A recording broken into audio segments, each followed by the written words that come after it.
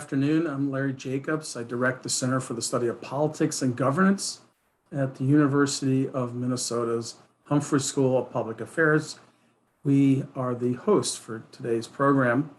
And as we get going, I want to just give you a heads up about next week's program, which is going to be in the 2022 2022 midterm elections. That's on August 4th at noon Central Time. And we're really excited to have two terrific political consultants, Rebecca Pearson, who is a political director for Elizabeth Warren's presidential campaign, and Kirsten Kukowski, who was the press secretary for the National Republican Party for a number of years, has worked on presidential campaigns and has worked in Congress. So that's next week, Wednesday, August 4th at noon. And I want to just give you a heads up. You can see in the slide here, there's a button at the bottom, Q&A. Use it. We'd love to get your questions as we roll into today's program.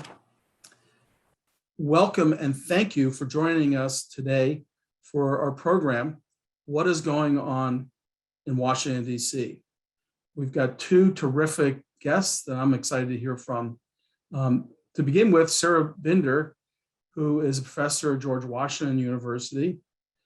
She's also a senior fellow at the Brookings Institute. She's written or co-authored 4 books on legislative politics and other issues, including legislative gridlock and the increasing use of the filibuster. She's a frequent media commentator, and you can read her regularly in the Washington Post Monkey Cage. And by the way, Sarah Binder got a PhD here at the University of Minnesota's Political Science Department, which we are always glad to mention. And moderating today's conversation is my colleague, Kathryn Pearson, who's professor here at the University of Minnesota. Professor Pearson's research focuses on the United States Congress, congressional elections, political parties, and women in politics. And I'll turn things over to my colleague, Professor Kathryn Pearson. Great. Thank you so much, Larry. It is wonderful to welcome back, even if virtually, Professor Sarah Binder to the University of Minnesota. And I hope we can do this soon in person at some point. But her legislative expertise, her research, and her vantage point from Washington, D.C. We just are terrifically lucky to have her here today. So I want to start by asking you to assess the level of partisan conflict in Congress today. What are the sources of this conflict, and how does the partisan conflict in the 117th Congress compare to this conflict in past Congresses, and what are the implications? Great. First, thanks so much for including me. We talk all the time in my house about Goldie Gopher, so this is just as close as I can I can get. Great. So maybe it will be helpful if when we think about partisanship, to kind of set the scene of where we are today, and then we can zero in more in on your specific questions. Keep in mind, we are in a period of unified party control. Same party, Democrats controlling White House, House, and Senate. But we have historically slim margins in the House, just a couple of seat advantage for the Democrats. And in the Senate, a 50-50, pretty rare historically split between the parties. So one thing we do know about unified party control, it does not last very long. And so that's always the context in which I'm thinking about the dynamics here and the partisan dynamics. What's the level of partisan conflict today? Sometimes we talk about the parties being polarized. We often talk about the parties being polarized. And it's helpful to think, what do we mean by parties being polarized? And oftentimes we just mean ideological polarization, right?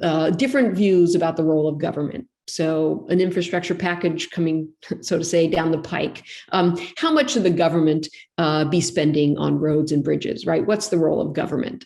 Democrats more often would say a strong role, Republicans not. In terms of that's polarization, we think we have pretty high levels of polarization, both historically and given in comparison to recent years.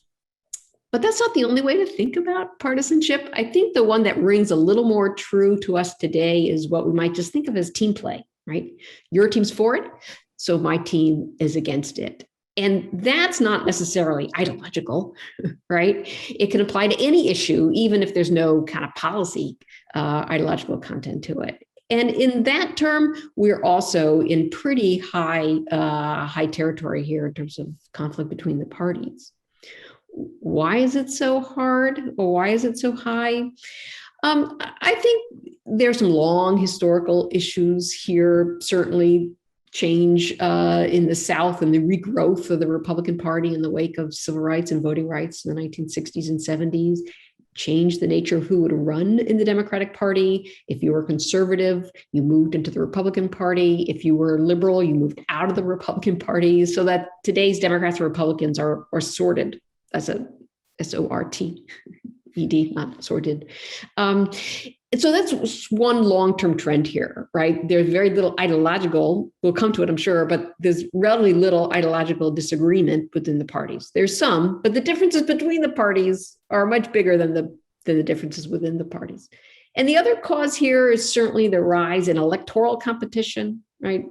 Francis Lee, our colleague, as a legislative scholar, has written about, right? The closer control is for your party, the more turnover there is, the tighter the electoral competition, just it seems to create incentives to disagree, right? And so if you think your party is going to be in control just around the corner, why go to the bargaining table?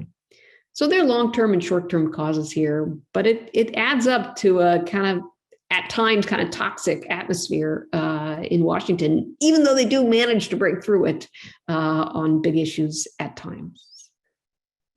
Great, thank you. And I want to touch on bipartisanship soon, but first I really want to take an example of something you mentioned that isn't necessarily ideological conflict, but may play into the electoral conflict or sort of the parties as teams nature of conflict, and that is Republicans' opposition to a bipartisan committee to investigate January 6th. So now it is a select committee in the House chaired by, selected by Speaker Pelosi. And so could you talk about sort of the sources of the opposition from Republicans to the original proposal and how you think this will play out, whether that was a good strategy for Republicans or it might backfire, or if, as opposed to this electoral consideration or this team consideration, there's something else also going on, which is a loyalty to former President Trump among Republicans.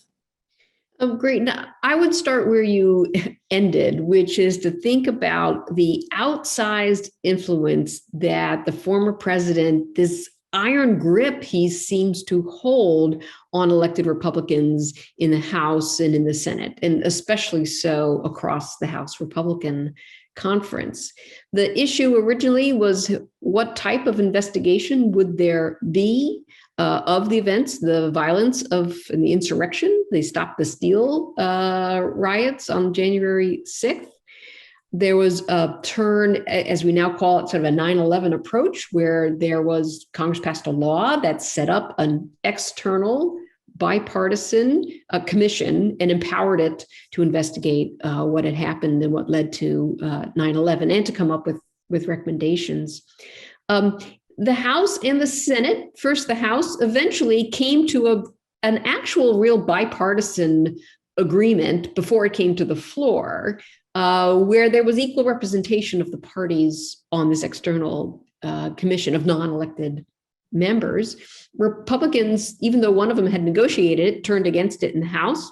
And following, we think, a pressure from Trump because they don't want him investigated and they don't want their own roles investigated. And then a filibuster in the Senate, which killed it off, getting very few votes at all. So there's certainly pressure coming from President Trump and the House Republicans and Senate Republicans who seem in fear of crossing him, even though he's no longer in office and even though no one really knows whether he will run again. That adds up to a pretty, again, kind of toxic question. And for those who might have watched the hearing yesterday, which we'll come to, I'm sure, very raw testimony, very raw emotions on particularly on the House side between Democrats and Republicans. There was a nonviolent altercation, if you will, in the House Rules Committee. I think last night, might have been this morning, hard to tell online, over one of the House, we'll call him who had called this akin to a normal tourist visit. He was questioned pretty harshly by House member Jamie Raskin, in the context totally different, right? It wasn't about, this was an appropriation spending bill. So what do we know here? The intensity of the disagreements and the just kind of broken relationships in the House have really taken a toll on that chamber, although the Senate seems a little not quite as toxic, seem more concentrated in a handful of senators. Where does that leave us? A select committee where Republicans reacted angrily to Speaker Pelosi, telling that she would not accept two of the appointments to the committee because it was two members who were kind of actively involved in sort of sending disinformation about the riots and actively essentially supporting the rioters, as it were. So there were no Republicans appointed by Republicans in the committee room yesterday for the opening of the select committee. It's a good question whether that was a good strategy on the McCarthy, the minority leader's part. The two Republicans in the room are very tough. They've shown every time there's been an opportunity that they're willing to break with Trump to vote to impeach him on Kinzinger's part. So Republicans are left outside the chamber, not really able, or not outside that committee, not able to be at the table to give a counter narrative. And so yesterday and the select committee going forward will be a different narrative. It will be Democrats' ability trying to kind of quash Republican questioning of what happened in their defense of Trump.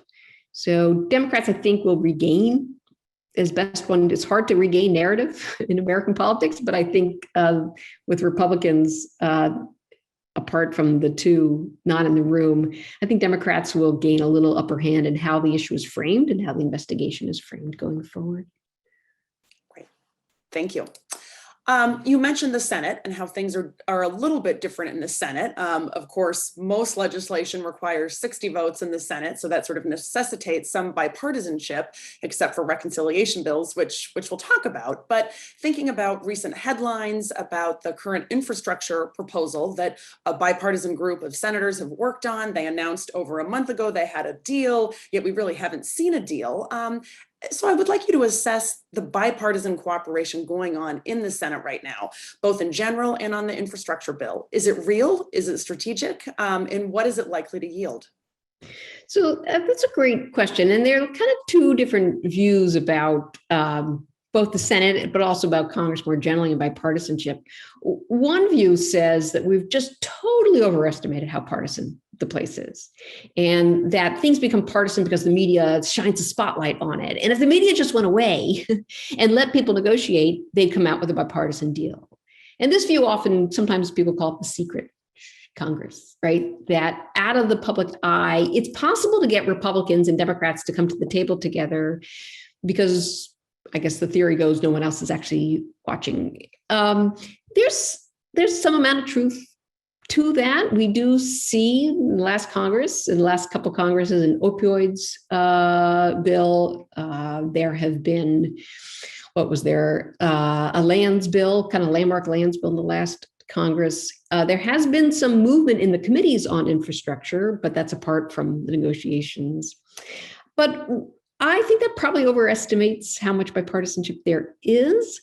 When we do see it, it's a struggle. Right, as you suggested about the bipartisanship on the infrastructure bill.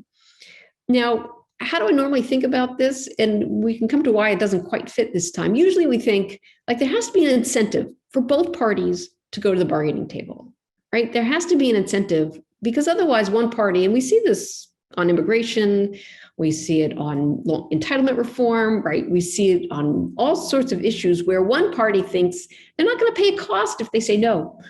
Right? And if one party thinks that they're going to be rewarded for saying no, then they don't go to the bargaining table in the first place. And I think they try not to be in the bargaining table and try not to negotiate because then the pressure builds on them to come out with something. So oftentimes we don't see the first step taken of going to the table. So why then do we get both parties at the table? It tends to be that both parties fear being blamed, right? That they don't want to be fingered for the ones blocking something popular, right? Because lawmakers like to vote for popular things. And infrastructure, you would think, is one of those issues where they don't really want to be blamed for killing off investments in roads and bridges, right? Things that are very, very visible and generally favorably looked upon by voters back home. Broadband for rural areas, right? There's kind of a whole at metro transit authorities, transit funding from urban areas. So that's the type of issue where the two parties really should be able to come to an outcome, to an agreement. I think, and as best I can tell, it looks like the Senate will finally get an agreement to the floor, that they'll get 60 votes to put it on the floor tonight, it looks like. So progress, they are making progress. My guess is if they've gotten this far, it will happen. The weird thing about this one is that looming in the background is the threat, and probably that the Democrats will push a Democrats only version of infrastructure, social infrastructure, healthcare, education, more job training, right? Things that Republicans have said are off the table and are not actually, in their view, infrastructure. So on the one hand, you could imagine some Democrats saying, well, why should we agree to this version when we've got this silver great train coming down the pike where we don't need Republican votes? But my hunch is it's important enough to the Biden administration. It's important enough to their reputation as kind of making government work again. And the contrast to the Trump administration, which could not get infrastructure week done. So my guess is infrastructure happens. It's both, as you asked, is it genuine? Yeah. Is it strategic? Yeah, there's probably a little bit of that too, because they don't really want to be blamed for holding up something that at the end of the day is pretty popular. So, but we'll know more. And of course, it's the Senate. So just because they have an agreement, could be another week. Right. And of course, it's the Senate, so there was a gang working on it. So in your response, you anticipated part of my next question, which has to do with pairing it with reconciliation. And for those outside the Beltway, this is complicated, right? So it's a combination of getting enough votes, because in order to get the Democratic votes, there has to be that promise, but not turning off so many Republicans that they can't get at least 60 votes with this sort of promise of a Democrats only reconciliation bill with Vice President Harris breaking the tie. But can we back up and can you explain to our audience sort of what reconciliation is and why it only requires 51 votes, how often it can be used, and why it's so important to Democrats and any party in unified government where they don't have 60 votes? Sure. So I think the most efficient way to describe it is Congress wrote a budget act in 1974. They hadn't had a real budget process, a congressional budget before then, and had a couple steps. They lay out a blueprint called a resolution. There was a second blueprint at the end of the year after they'd done all their spending bills and so forth. And then there was a little opportunity for a little bit of the cleanup, right? What if your blueprint wanted this amount of money, but we spent this amount of money? Well, we need to close the gap. We need to raise some more money for the government, or we need to cut spending. And that was the reconciliation bill. It wasn't intended to be like this star vehicle leaving the station where majority parties could toss all their laundry in it and in their Christmas trees, as it were, mixing all the metaphors at once. It was supposed to be like the cleanup at the end. And because it was the cleanup at the end, and it was deemed to be something that you wanted to make sure would go quickly, because it was literally in the calendar at the very end, right before the fiscal year started. It was like 5 or 6 days if everything went according to plan. And so there's a filibuster ban in it, which means technically there's a time limit. Means you don't need 60 votes because you don't need what we call cloture. You don't have to cut off debate. The clock cuts off debate. So reconciliation exists in the law. 74 takes a couple of years before it was the Carter administration figured it out in 1980, said, hey, this is convenient. You can't, that was Democrat, unified party control. Republicans couldn't filibuster it. They did a little bit of reconciliation. And then the Reagan administration really figured out what a powerful tool it was. And subsequently, every year as Congress has gotten more partisan, and the parties have disagreed with each other, both intrinsically or strategically. Reconciliation has come this like life of its own. It's always hanging out there that a majority party can pass it with 50 or 51 votes because it can't be filibustered. Now, sounds like ideal if you were a majority party, you just like pull off reconciliation off the shelf whenever you wanted. Turns out Senator Byrd from West Virginia, Democrat, and Howard Baker, Republican from Tennessee in the 1980s were on to their colleagues. And Byrd in particular saw him kind of like to defend the point of the Budget Act.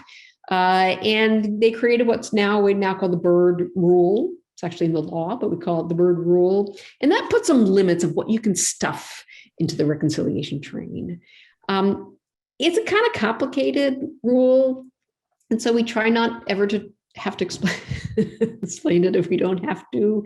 But it does pare back. It tells majority parties, if you're doing something just to regulate, create a new healthcare program or create energy standards, right? You can't really do that in reconciliation. It has to be pretty narrowly tied to raising money for the government or reducing spending. And that has curtailed the use of reconciliation at the outskirts. Earlier this year, there's an effort by the Democrats to raise the minimum wage that private industries or businesses are required to pay. Sounds kind of regulatory. Yeah. And they were not able to waive the Byrd Rule. That takes 60 votes to do away with the Byrd Rule. So it's a great opportunity for majority parties, but it's by no means like the magic solution to advancing their priorities.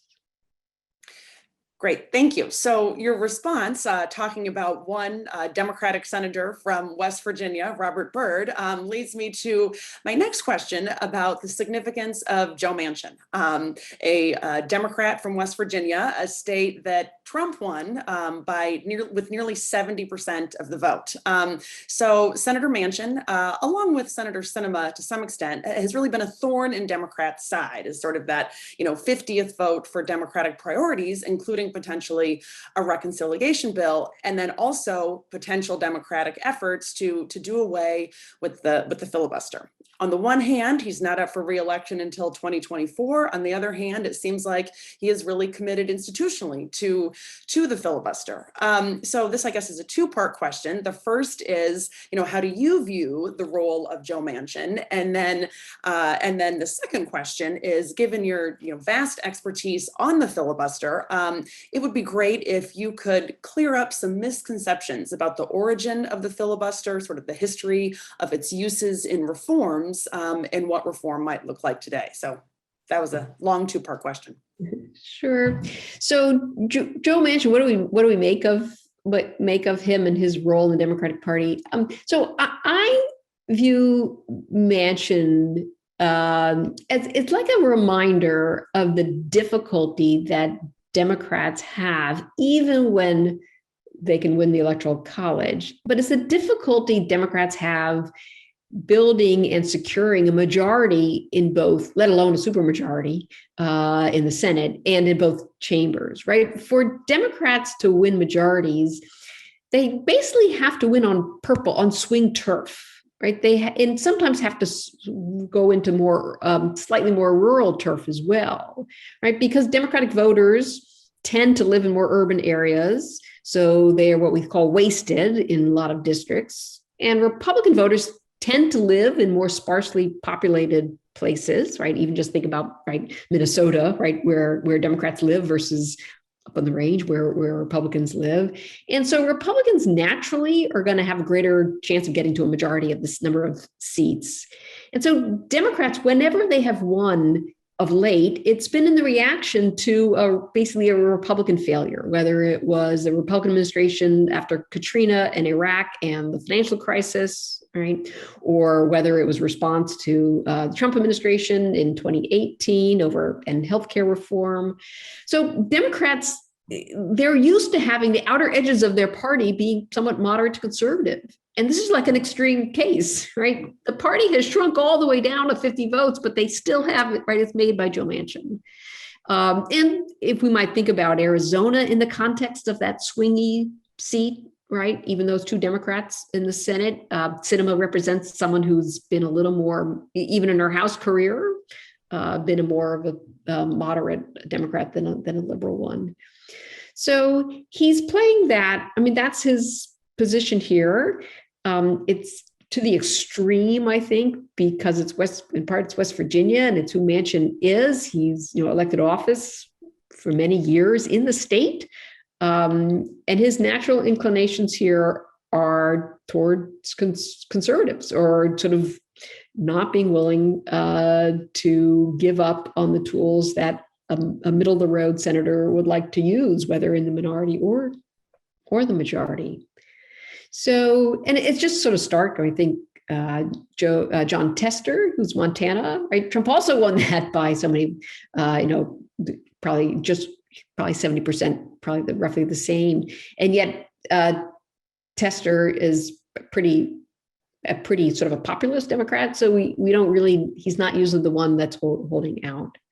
So it's a problem for Democrats. If it wasn't Tester, it would be Sinema. And I'm sorry, it wasn't Manchin. And Manchin provides cover for other Democrats, Shaheen, for instance, from New Hampshire, who's, again, that's a purple state through and through.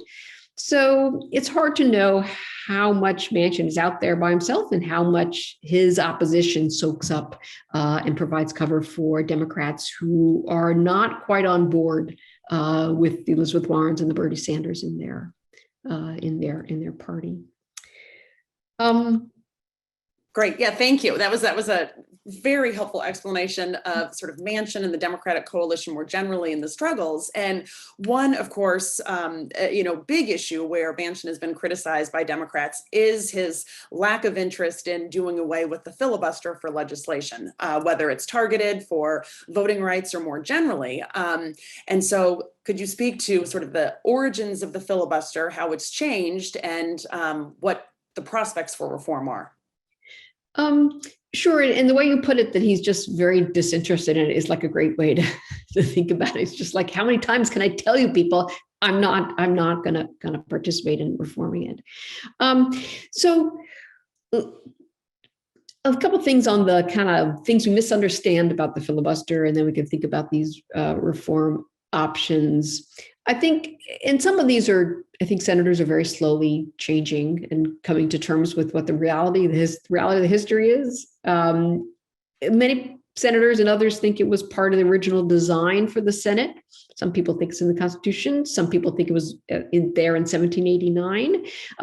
Neither of those really are true. The framers, many of whom had been delegates in the Congress that sat before we had the Constitution, they were frustrated by supermajority rules. They wrote about it. In fact, the Constitution gives authority to the House and Senate to write their own rules. And one of the reasons was they were hoping that they'd write rules that were going to tie these chambers in knots like the Confederation Congress had been. So we see the origins of the filibuster very early on in the Senate. In my view of the world, my view of the history, it was a bit of an accident. I don't think senators really understood what they were doing when they cleaned up the rule book and got rid of the rule that the House would eventually use as a majority, what we call majority cloture, right? As a majority ready to cut off debate. So they got rid of that rule. Takes decades before they realize, gee, that was stupid. You have century really of Senate leaders trying to reinstate or to ban the filibuster. Takes a long time. World War I comes, and eventually there's kind of a meeting of the minds. Woodrow Wilson as president gets involved and kind of narrowing and focusing and burning in effigy the senators who were blocking the Senate from adopting its first cloture rule. So the Senate has lived a long time. It's an age-old problem for the Senate, the filibuster. Leaders have tried to get rid of it. Both parties, when they've been in the majority, have taken steps to kind of pare back how much power the minority party has. But it persists. It's been banned, obviously, for nominations and for Supreme Court justices. So in my view, the long march here, the big arc here is trending toward majority rule in the Senate, but they're not they're not there yet. And because of folks like Joe Manchin and colleagues who recognize that there's some value to senators to be able to use the rules to their advantage, that they fear losing if there's no filibuster. Others worry that the Senate will look just like the House. I'm a little skeptical about that. So it brings us to today, where there is an awful lot of pressure coming from activists in the Democratic Party and from many senators, Democratic senators themselves, to ban the filibuster so that Democrats can make progress on, in particular, voting rights reform, which they think is probably most paramount for them, DC statehood. You can imagine other issues where, even though we don't know that there's actually 50 votes, Democratic votes for it, but there's an awful lot of pressure to carve out an exception of the filibuster particularly for voting rights. They could do that. It would look something like what the Democrats did in 2013 when they carved out a filibuster ban for nominations. It would look like what senators did, the Republicans did in 2017. They carved out another exception for filibuster Supreme Court nominations. Can't do that anymore. So this would be another tweak. What we think of, we might go on the legislative side here, the legislative filibuster. It would be carving out an exception to say, when there's something related to voting rights on the Senate floor, you just need 51 votes to cut off debate. That could happen. Politically, it doesn't seem like they have Manchin's vote or Sinema's and possibly others to do it. But technically, it could be done. I think there's worry in the Democrats' part, some of them, that if you carve out one exception, that opens the floodgate to getting rid of it altogether. And they might not actually be quite on board worrying about a future Republican Senate. Great. Thank you.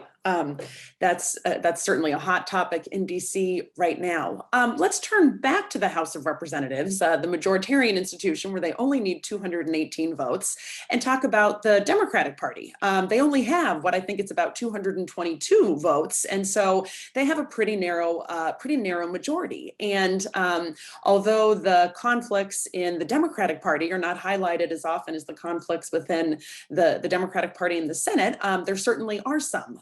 With the most progressive wing and the more moderate wing, those more worried about re-election. So what are the biggest conflicts within the Democratic Party in the House? Are they ideological? Are they strategic? Are they personal? And how do you see Speaker Pelosi in navigating those conflicts? Is she doing a good job?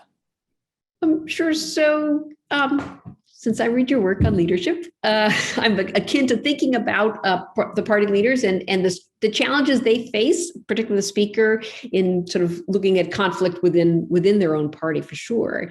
Those conflicts, in many ways, are very real. There is a growing, I would say, sort of a growing size of what we think of as progressive Democrats in the House. The Progressive Caucus itself, I think, is maybe a third or more of the House Democratic Caucus.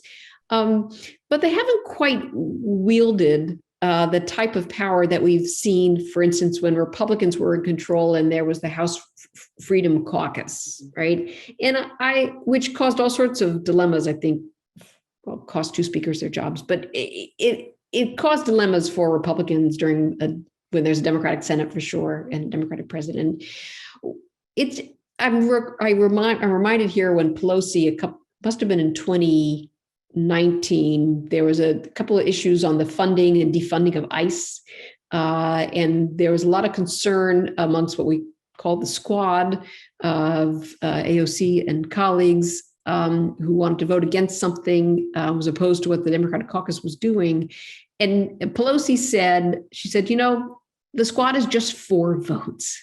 And at just 4 votes, it just wasn't enough. Right? If they had a larger coalition, well, then she'd have to pay attention to them. Well, they are larger this year, this Congress. And in many ways, they have flexed their muscles. And I think they flexed their muscles in part because Pelosi has empowered them to do so on this issue of reconciliation. Right? Pelosi said, I guess it was last week, she said, when this bipartisan infrastructure bill passes the Senate, I'm not putting it on the floor until the Senate does the reconciliation bill on infrastructure. Now, in some way, she's lending a hand here to the Biden White House. Although what I think she's really doing is solving the problem she has in the House, where progressives are not going to vote for a bipartisan bill that is watered down if they can't get their own priorities, Democratic priorities, in the reconciliation bill. So they do have more power here. And it's odd. It's almost kind of, I dare say, it's clipped the wings of Manchin in the Senate, because no one can get that bipartisan bill if Pelosi sticks to her word not to move on reconciliation. So those progressives, that split, Pelosi is trying to manage the split, I think here, and we'll see where it goes, because it's going to be, I think, a while before reconciliation comes over from the other chamber. And of course, she has swing district Democrats who aren't wild about throwing in their lot with progressives. And she's got no, as you said, look, there's just like for a 4-seat advantage there. So there's not a lot of margin for error here. At the end of the day, Pelosi's proof that she can kind of deliver votes when it counts. My favorite example, this was back in, must have been 2011, on an issue when they were wound up in issues over the debt limit. And there was a bill that totally divided Democrats. And at the end of the day, the Democratic vote, they were in the minority, was split. 95 voted for it, 95 voted against it. I was like, that's Nancy Pelosi's doing. She didn't want one side to win or the other. Even the Sanchez sisters from California, one voted for it, one voted against it. So Pelosi has some political skills here, certainly put to the test in this current Congress. But that's like the dilemma, I think, for her largely is within the Democratic Party.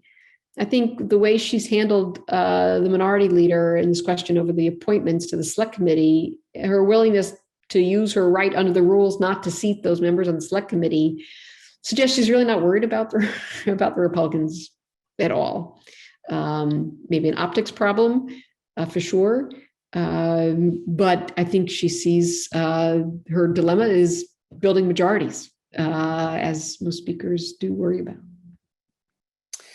Great, thank you. And a great question from the audience, and something you said about the debt limit has prompted the next question, which of course is that hitting the debt ceiling is fast approaching. And how do you think the politics of raising the debt limit will play out in the coming months? So that's a good question. So what has to happen here, I think, is the end of August. The technical date, I guess in 2019, the Congress and the president suspended the debt limit, meaning that we're not going to worry about it till date certain. And that date is coming soon, I think, at the end of August. Usually the Treasury has the ability to do some fancy hijinks to give themselves more time before they run up into the limit of how much debt the government can issue. So Republicans have said, we're not going to help you. So Democrats, if that's true, have to figure out a way to do it in a reconciliation bill. And it's relatively easy to do that in a reconciliation bill. They could, in theory, could spin off just a debt limit reconciliation bill. That's all it did. A couple complications there. One is technical. You can't suspend it because of the Byrd rule. We think you can't just suspend the debt limit. You have to raise it to a particular amount. And so everybody knows what debt limit everybody's voting for. It. So it raises a political problem. So Democrats would probably prefer to put it in a big honking spending bill, is my guess, which is the way it's been done recently. Put in a big spending bill. Republicans will vote, thinking that Republicans will vote for it to basically share the blame for raising the debt limit and allowing them to suspend it. But the question is, will Republicans hold through on their threat not to help out? So I don't think anybody knows quite how it's going to play out. There's always a worry, a risk that failing to address it would in theory lead the government to default. In the past years, there have been some, I would say, Republican theories that that's okay, that the Treasury, in fact, could find a way to deal with that. But I think there's a lot of suspicion amongst financial people about whether in fact that's actually true. So that's hanging over the heads for sure of Democratic Party leaders. Great. Thank you. Our conversation about Speaker Pelosi and sort of her legislative skill raises for me questions about two women in the Republican Party in the House. And if you had told me, a couple of years ago that Elise Stefanik would replace Liz Cheney as Republicans' #3 leader in the House, I would have never believed it. She's quite moderate, was against President Trump when he was running in the first place, didn't vote for some of his major legislative priorities, and now is the #3 leader after an about face. And Liz Cheney, with a solid Republican record, is out and sort of leading her own charge. How do you see this, and how do you see this playing out going forward, particularly with Liz Cheney's future? Well, I mean, it's a kind of reminder that there are very few, if you want to call them anti-Trumpers, left in the House Republican conference. Right. And I'm tempted to say we can count them in two fingers with Kinzinger and Cheney. And there may be some others, but they don't seem, maybe 2 or 3 others, but they don't really seem willing to go on record challenging Trump. So the fact that Cheney is out of leadership and Stefanik is in, precisely because of the issue of Trump. And in some ways, I guess it's less surprising that he has become the defining issue and cause, if not litmus test, within the House Republican conference. So on the one hand, yeah, it's a statement about where the Republicans are as a party. What does it say? I guess the other issue to think about is really how relatively few women there are in the House Republican conference. Numbers were up quite a bit, in part because of the work of Representative Stefanik in the last election, kind of like her own, I would think it was like the Emily's List of the Republicans, right? Finding, but as an elected member, personally recruiting and helping to finance and to fund more Republican women. Of course, you're the expert on women, so I don't need to. You should totally weigh in. So the question is, if that's the Stefanik mode, the new Stefanik, will she still be as effective in recruiting women if that's become the mode? And I kind of wonder about that, and then maybe the whole sort of pro-Trump has like infused enough of the Republican likely candidates that maybe it doesn't matter. But I am kind of struck how instrumental she seems to have been in really expanding women in the Republican conference in the 2020 election, and whether or not her turn of events, her turn of personality or turn of stance here will really allow her to do that again. Although granted, now she's in the leadership, so maybe it's easier to raise money and to deploy it. But I'll be kind of curious going forward in 2022 what role she's playing. Right, what role she's playing and what role former President Trump is playing in the 2022 midterms as well. Is it an active role? Does it hinge on his own plans for 2024? What do you think? What do you think his future is? So there's a lot of talk last night and today on Trump's ability to play a meaningful role in getting people he supports elected. There was a special election in Texas, and the candidate that he endorsed lost. So it's not to say that the person who won the runoff, because it's like a special election. Not to say the person who won, well, there's so many double negatives about to be in the sentence. I need to like unravel myself, but the person who won may yet be a very strong pro Trump position. However, if the story coming out of last night, we don't know anything about one's power as former president from one election, but politicians and pundits like to create narratives about it. And the narrative coming out is, well, maybe his endorsement strategy is not that good, and maybe his endorsements will have the opposite effect. And certainly in a general election, maybe, and there's just a piece, I think, Legislative Studies Quarterly, looking at that, right? It has the opposite effect of generating turnout amongst Democrats when Trump is endorsed on the Republican side. So I think we don't know enough about whether or not Trump can really be a powerful force through the endorsement mechanism. But Republicans do seem worried about him, right? They seem worried that he's going to tell Republicans, take his cards and go home. Sort of like the Georgia special Senate, the general election for the two general Georgia Senate seats in early January, where the Democrats won, and in part close elections, one of them, but in part because Republicans seemed to have been turned off by Trump claims that everything was stolen in the presidential election. So it's possible that Trump, in fact, is counterproductive for the Republicans, but they seem worried that he's going to tell their voters to go home. And so flattering him, keeping him in the loop, I think there seems to be some not yet willing to turn their back on Trump. And as you suggested, nobody really knows in 2024 whether he'll run, whether he'll end up running. Great. Thank you. So at the beginning of our conversation, you talked about the sources of partisan polarization, the ideological conflict, the teamsmanship, the electoral concerns, sort of the narrow margins, the shadow of Trump and the loyalty to Trump.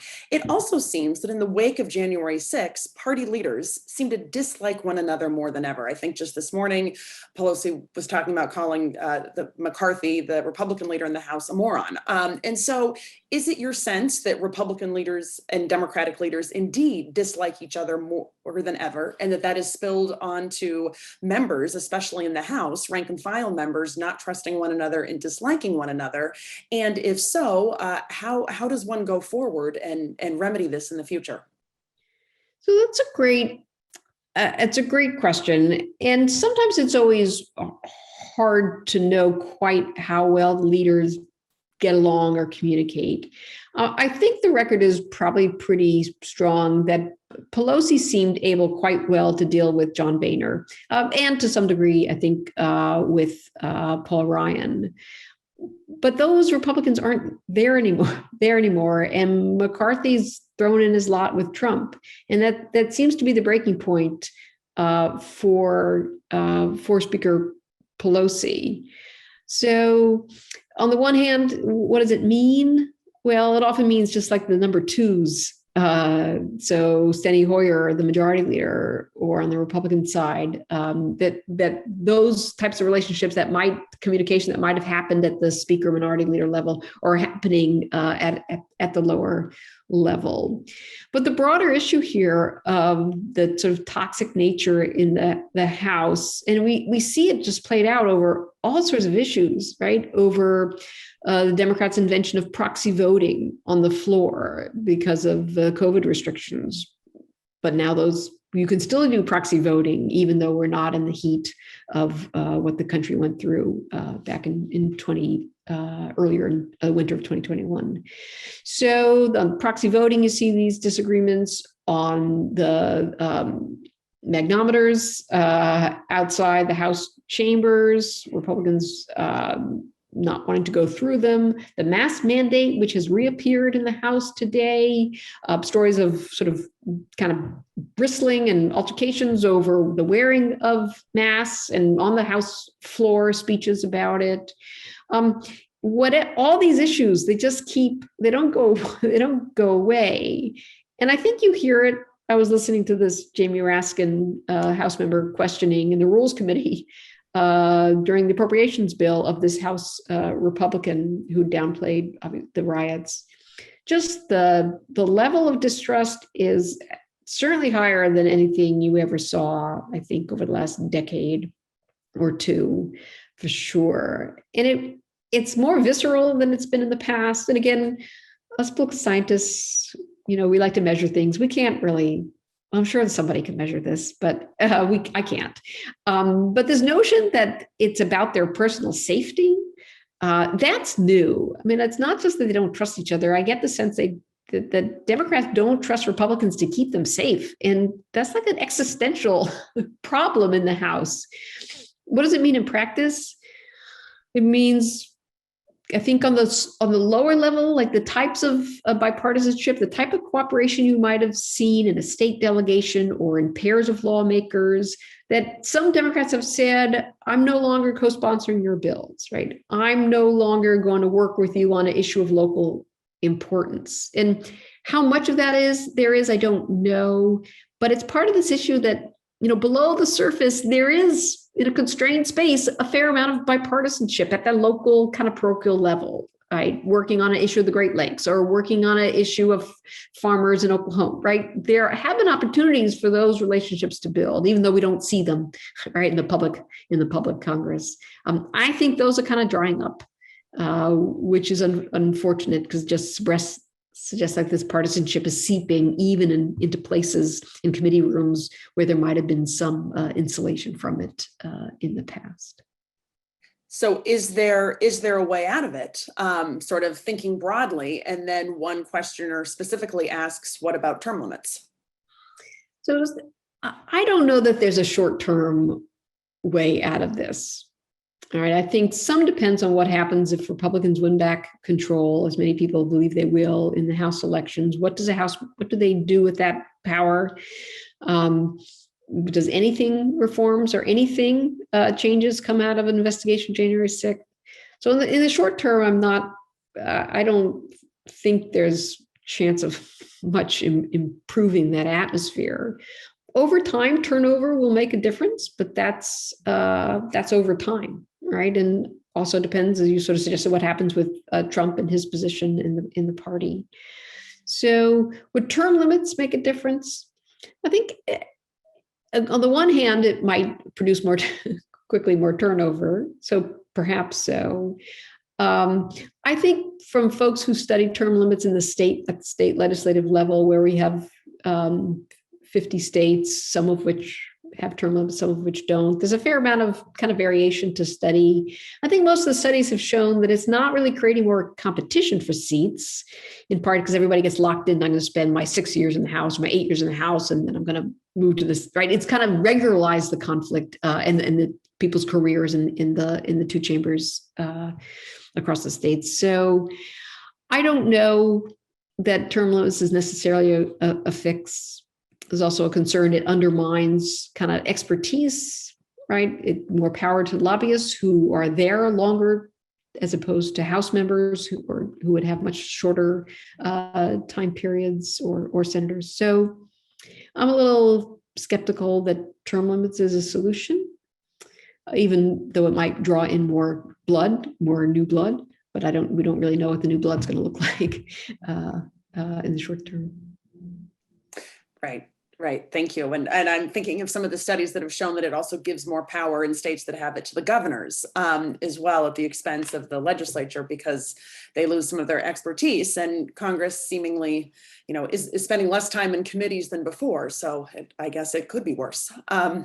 So I want to turn to some very quick questions following up on our discussion of the filibuster. And the first is just a simple definition of a filibuster. And the second is, what about requiring senators to actually talk the whole time instead of these two separate tracks?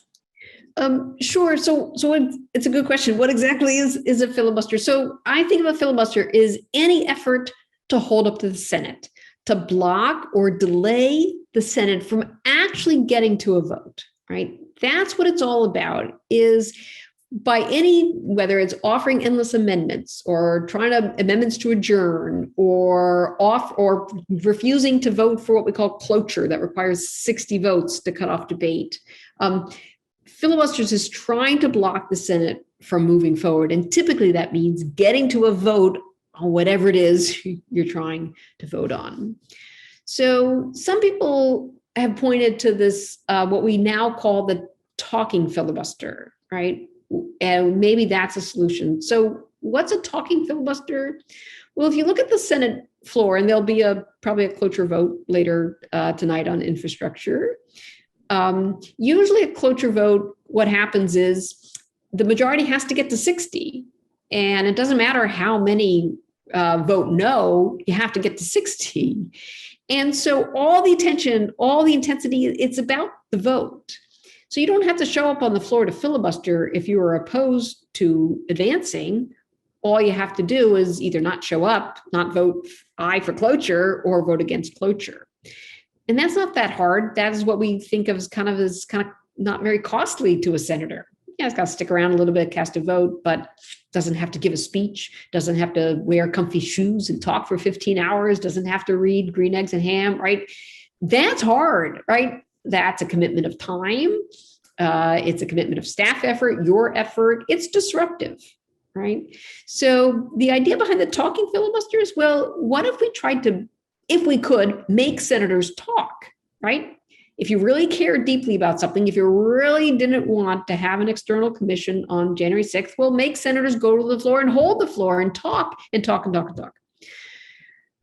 Now, it gets a little fuzzy after there. Some people say, well, then there'd just be cloture vote. Some people say, well, then there'd be a majority cloture vote. So I don't think these reforms are really worked out very well. But the idea here is Jimmy Stewart, for those old enough to recall, Mr. Smith goes to Washington. He's like dying and he's perspirating and he's like flailing on the floor, but he refuses to give up, right? The idea is that, well, we'll just wear them down. Would it work? I'm kind of skeptical. Many senators like the limelight. Senators, if they thought it would get them a lot of attention, it would, if they thought it would be like start trending on Twitter, like it did with Rand Paul's quote unquote stand with Rand, I think was the hashtag. He raised money off it. We're still talking about Cruz, and that was like a fake talking filibuster about Green Eggs and Ham. So I think when the Republicans or when the Democrats are in the minority, they might welcome the chance to take the spotlight, right? Even on the January 6th commission, which seems crazy, but they'd come up, I'm sure, with a reason why they'd like the attention. So I don't really think a talking filibuster would work. Although it might be nice if they tried sometime to do it. And just a real quick question. Has Congress become a place where it's hard for serious legislators to succeed? Are we seeing sort of some signs of that with some surprising retirements from the Senate and sort of the ubiquity of Twitter for members of Congress? So I would say it's been that way at least since the early 1990s, right? We saw moderates quitting, and it was the folks in the middle of the spectrum, right? Because those might be the ones who had an incentive to kind of work out compromises. The Warren Rudmans of the world from New Hampshire, the Durenbergers from Minnesota, right? So the folks who've been complaining since the 1990s when they retired that Congress was just was not fun anymore. It was too much deadlock, right? That's not new. But I do imagine it seems that the number of folks like that is shrinking, right? The Rob Portmans of the world, who seems to be the one who was finally nailed down an infrastructure agreement. He had a long, long career in the executive branch and the judicial branch in Congress. He's calling it quits. Attila's calling it quits. And I think at the end of the day, there are very, very few left, but this is supposed to be a short answer. We don't really know because there's so few opportunities for senators in particular, but lawmakers to kind of like make a difference, right? Things show up in these small gains. Just because you sort of working in a committee doesn't mean your committee product's going to make it to the floor. So everything is so centralized in party leader offices that there's not a lot of room left for the senators and lawmakers to make a difference. Great. Well, Professor Binder, this has been outstanding. Thank you so much for sharing all of your insight with us. And I'm going to turn the virtual microphone back over to Professor Jacobs. Great. Thanks for all the awesome questions. Thanks to both of you. This was absolutely terrific. And I think a lot of folks have gotten a much clearer idea of what's actually going on in Congress. There's a lot of name calling and so forth, but I think the analysis you provided takes us behind the scenes so you can understand why what's going on is going on. And that's the key question, not just to have a sort of emotional reaction, but to understand the why question. So thank you very much, Professor Pearson. And thank you very much, Sarah Binder, for joining us from Washington, D.C., where you are hard at work explaining all this to us all the time. Thank you. Awesome. Thanks so much. I want to just give a quick reminder of our upcoming program. Next Wednesday, we've got this terrific program mentioned at the outset about the 2022 midterm elections. We have been talking about Congress now, but what will the next Congress look like? And yes, the Democrats and Republicans are hard at work strategizing about the upcoming midterm elections, even though we're still talking about the 2020 presidential election. Two terrific guests are going to be joining us. I'm excited for that. That's next Wednesday, August 4th at noon Central Time. Also, I want to let you know, if you enjoyed today's program, there is a recording. It'll be posted soon on YouTube, and also it'll be a podcast. So please take a look at that and feel free to share it. I want to just mention that our programming is not free, of course. It is free to you, and it's open to the public, but it's not free to me and my colleagues who are running the center. And so we'd appreciate contributions, small and large. And here's the email address if you'd like to follow up on that. Once again, thank you very much, Professor Binder, Professor Pearson, and all of you. Have a safe and good day. Take care. Bye.